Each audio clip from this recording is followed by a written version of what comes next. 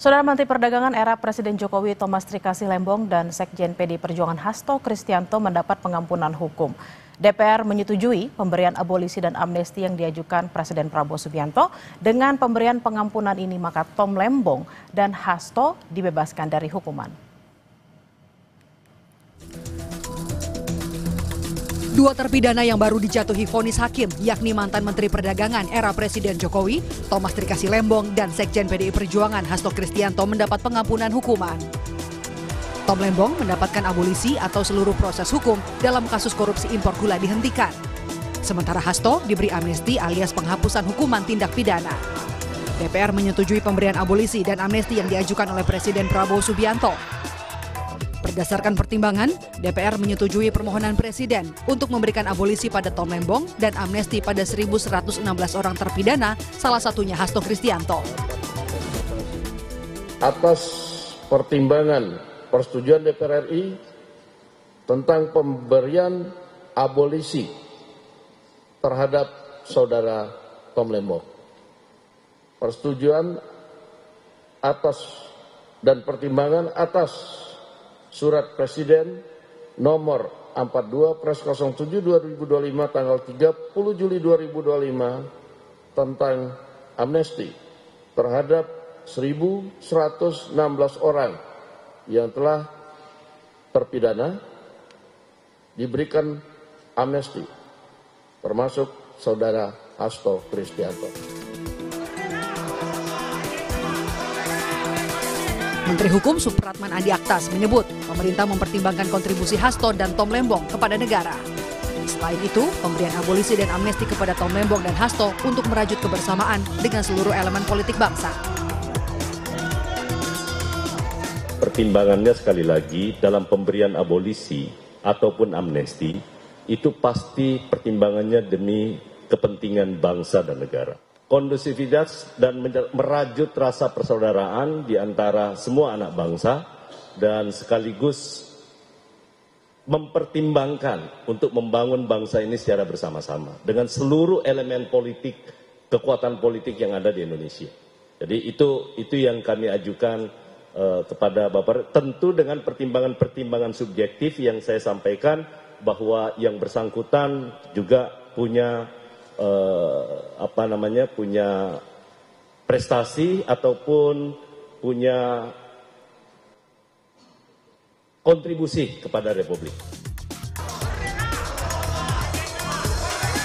Guru Besar Hukum Tata Negara Universitas Islam Indonesia Yogyakarta yang juga merupakan mantan Menko Polhukam era Presiden Jokowi, Mahfud MD, mengomentari soal pengampunan hukuman bagi Tom Lembong dan Hasto Kristianto.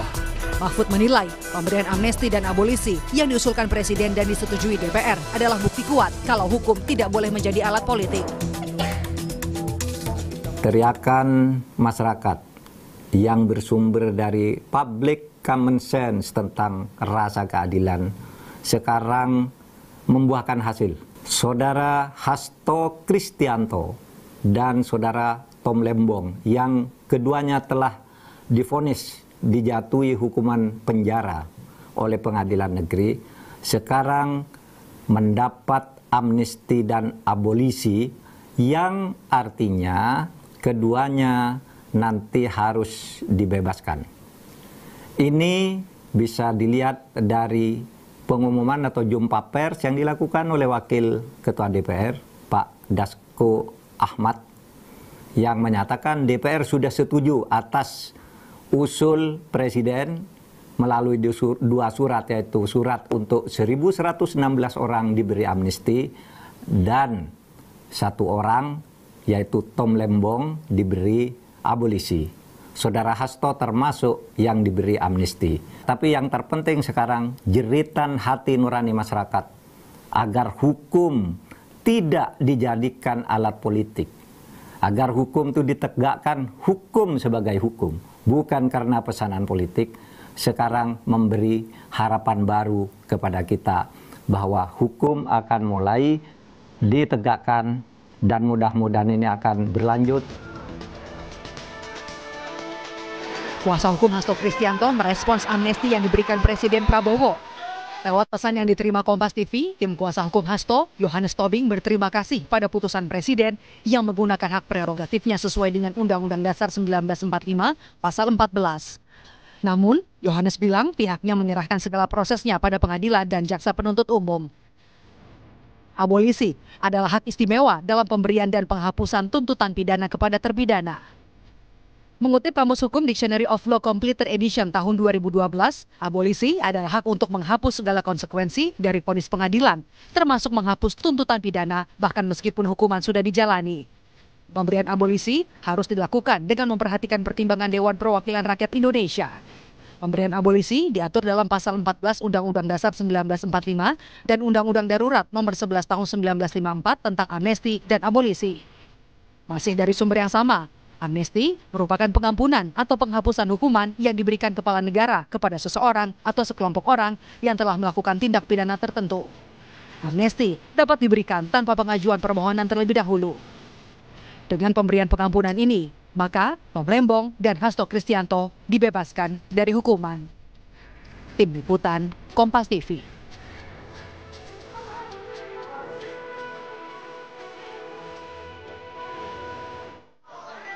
Kita bergabung dengan Guru Besar Hukum Tata Negara Fakultas Hukum UII Yogyakarta, Profesor Mahfud MD. Selamat siang, Prof. Mahfud. Apa kabarnya siang hari ini? Ya, Bella. Baik. Saya di Jogja dalam keadaan baik. Puji Tuhan, Alhamdulillah. Prof. Mahfud, apa tanggapan Anda soal penghapusan hukum bagi Tom Lembong, soal aturannya dan juga timing yang diberikan pasca vonis? Karena ada juga yang berpendapat bahwa abolisi harusnya diberikan setelah harus diberikan ketika pengadilan sedang dalam tahap penyidikan atau tahap penuntutan, bukan setelah diputus pengadilan.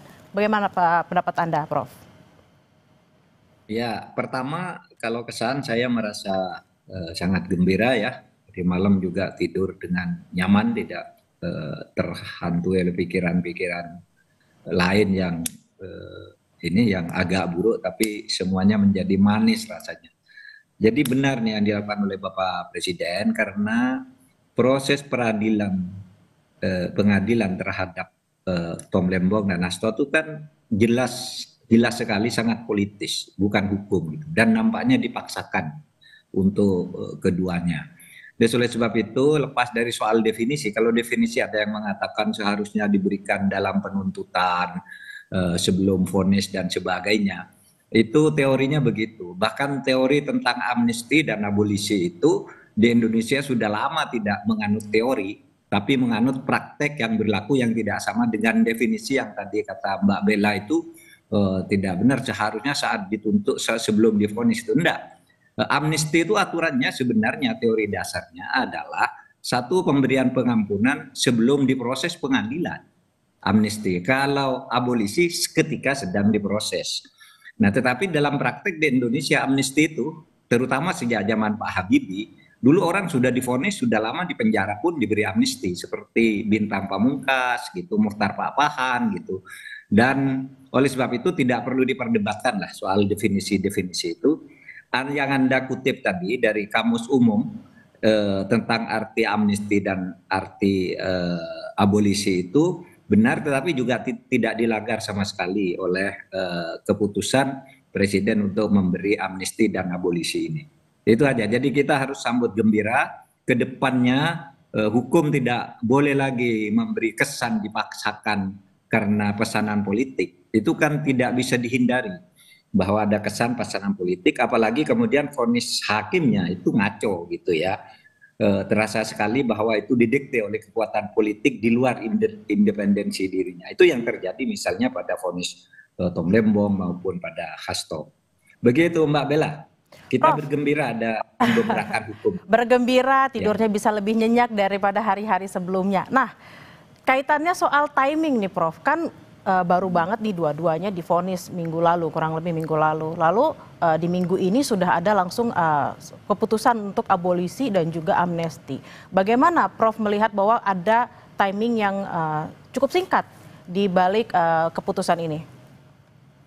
Ya tidak apa-apa, kan memang kan Presiden tidak harus menunggu misalnya waktu tertentu yang ditentukan oleh undang-undang. Misalnya harus sekian hari sudah vonis baru boleh gitu. Bahkan kalau untuk abolisi itu maupun amnesti sebelum diadili atau ketika dalam proses presiden bisa turun tangan, dan itu ada undang-undangnya gitu. Bahwa timingnya sekarang dilakukan hanya seminggu sesudah vonis atau 2 minggu sesudah vonis untuk Tom Lembong, ya tidak apa-apa. Presiden melihat eskalasi keresahan publik, terutama para pejuang-pejuang penegakan hukum itu semakin hari semakin banyak. Sampai kemarin siang saya masih dihubungi oleh beberapa orang untuk menandatangani amicus curiae untuk naik bandingnya saudara Tom Lembong. Saya katakan oke, saya ikut meskipun saya selama ini tidak punya reputasi atau catatan sekalipun membela kasus orang dihukum karena korupsi, tapi kali ini karena sudah keterlaluan saya ikut membela Tom Lembong dan juga ikut membela Hasto gitu. Karena sudah sangat politis sejak awal ini semua gitu. Berarti Jadi Prof. Mahfud memang melihat kasusnya Tom Lembong dapat pengampunannya, Anda merespon bahwa hukum memang tidak boleh jadi alat politik. Berarti sisi politisnya sejak awal kasus ini, Prof. Mahfud merasa memang sangat kuat gitu ya? Sangat kuat. Yang untuk Tom Lembong misalnya, dia kan sudah aman selama beberapa tahun, lalu terasa ada konflik misalnya dengan salah satu tokoh politik, lalu kemudian dia tiba-tiba jadi tersangka. Politisnya lagi, dia ini melakukan pada satu waktu yang kemudian disusul oleh menteri-menteri sesudahnya sampai sekarang melakukan hal yang sama, tidak diapa-apakan. Politisnya lagi ternyata terbukti kemudian yang dilakukan oleh Tom Lembong itu bukan salah karena itu atas perintah atasan gitu, tidak ada mens rea sama sekali, sehingga wah ini jelas ini sangat politis, hukumannya dipaksakan. Sama dengan Hasto, itu politisnya apa? Kasus yang dituduhkan pada Hasto sekarang ini unsur-unsurnya sama persis sudah ada sejak tahun 2020. Kenapa baru diungkap sekarang? Sesudah terjadi pergantian kepemimpinan dan sudah terjadi konflik antara misalnya PDIP dan Pak Jokowi. Dan kenapa kok sehari sesudah KPK dilantik langsung ditetapkan tersangka? Gitu. Padahal sebelumnya sudah ramai, ada dorongan-dorongan agar KPK segera mentersangkakan Hasto, tapi KPK yang sebelumnya tidak mau terburu-buru, itu apalagi itu isunya lebih politik, begitu muncul KPK baru langsung tersangkakan hanya sehari sesudah itu. Itu jelas sangat politis, melukai rasa keadilan gitu ya. Apalagi kemudian kasus yang jauh lebih besar dari Hasto yang jelas menggarong uang negara, triliunan, ratusan miliar, itu sesudah dilaporkan tidak diapa-apakan. Sementara si Hasto ini sudah lama kasusnya dan cuma kayak gitu juga dulu dilindungi kelihatannya. Nah sekarang malah dijongkrokkan ke dalam satu situasi yang tidak bagus gitu. Nah oleh sebab itu ya kita bela Hasto bukan karena Hastonya, tapi ini demi penegakan hukum yang fair. Dan Presiden sekarang sudah turun tangan dengan cukup baik dalam kasus ini. Mudah-mudahan ini juga bisa dilakukan untuk mendorong diajukannya kasus-kasus yang memang harus diajukan menurut hukum. Memenuhi syarat menurut hukum untuk diajukan ke pengadilan dan mencegah orang dikriminalisasi atau dipolitisasi seperti yang terjadi pada Lembong dan Hasto ini. Prof, kira-kira apa yang menjadi pertimbangan? Kenapa nggak baik Tom Lembong ataupun Hasto dua-duanya diberikan abolisi atau diberikan amnesti? Kira-kira apa yang menjadi pertimbangan terutama dari Menteri Hukum seperti itu ya untuk yang satu diberikan abolisi, yang satu diberikan amnesti? Saya juga masih menunggu karena kalau amnesti itu kan teorinya diberikan kepada orang sebelum diadili. Tapi dalam prakteknya itu Pak Habibie memulai kepada orang yang sudah dihukum pun diberi amnesti namanya. Waktu zaman Pak Jokowi memberi amnesti kepada orang yang sedang dihukum yaitu Saiful Mahdi, itu sudah mau habis masa penghukumannya lalu segera diberi amnesti agar dia tidak selesai menjalani hukuman. Kalau selesai menjalani hukuman itu namanya diberi rehabilitasi atau gerasi gitu. Nah kalau amnesti itu sebelumnya. Nah ini diartikan oleh pemerintah sejak zaman Pak Habibie itu, sejak zaman Pak Jokowi, sejak zaman Pak SBY diartikan sebelum inkrah, bukan sebelum diadili atau sedang proses diadili. Nah dalam hal ini kasus Tom Lembong dan Hasto ini saya juga belum tahu apa bedanya sih, kan sudah sama-sama vonis, sudah sama-sama diadili. Nanti kita lihat saja bunyi kepresnya apa. Kan untuk masing-masing itu kan pasti ada alasannya gitu. Dan yang untuk Hasto ini kan banyak memang. Amnesti kan biasanya kolektif ya. Kalau abolisi itu personal, pribadi kepada orang. Kalau kolektif itu misalnya pengikut pemberontakan Kahar Muzakkar yang pimpinannya udah dieksekusi, maka pengikutnya tidak akan diadili, turun masuk ke pangkuan Republik. Itu kolektif, banyak sekali. Sama dengan PRRI dulu, pimpinannya kamu turun dari hutan-hutan kembali ke kota, mari membangun Republik, kamu tidak akan diadili. Itu namanya amnesti sebelum diadili. Tapi sekarang dalam praktek hukum sudah berubah. Tidak apa-apa, substansinya yang dilakukan oleh Pak Presiden ini menurut saya sangat tepat dalam situasi politik seperti sekarang ini, ketika politik sedang mau menjadi panglima ke arah yang lebih anarkis di tingkat masyarakat dan menjadi agak elitis di tingkat pemerintahan. Nah, langkah yang dilakukan oleh Pak Prabowo ini salah satu kunci untuk menuju perbaikan. Oke, Begitu, Prof. Bella. Lalu Prof kan sudah diberikan, Presiden sudah meminta izin ke DPR sudah memberikan persetujuan. Lalu setelah ini apalagi prosesnya, Prof?